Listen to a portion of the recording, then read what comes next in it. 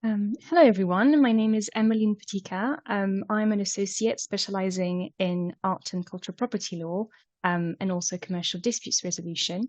Today, this webinar will be focusing on lending art to a public museum in the UK. So, by way of background, in England and Wales, there is a whole legal and regulatory ecosystem which surrounds the lending of artwork to cultural institutions. These rules will affect anything from, how the artwork is exported, how it's promoted, how it is insured. So we'll go over some of these rules today.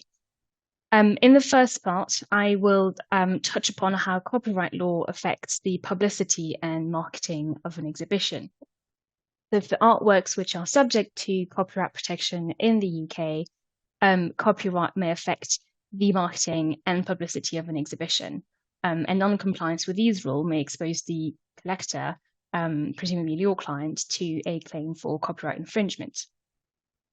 In the second part, I will discuss how to manage the risk of loss or damage to an artwork whilst on loan, and the mechanisms that can be used to compensate for such loss or damage. This is based on the premise that from the moment an artwork leaves its usual location until the point of return, it is exposed to the risk of damage. This is because the work will be manipulated, handled during creating, transport, handling.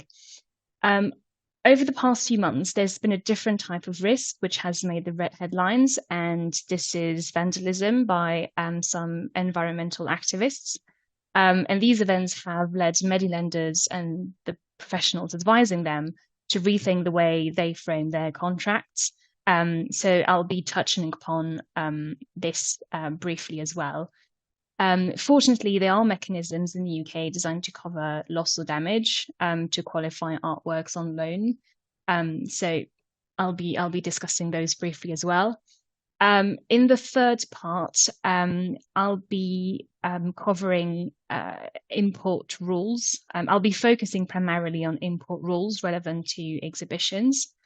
And in the last part, I will discuss the risk of an artwork being seized whilst on loan.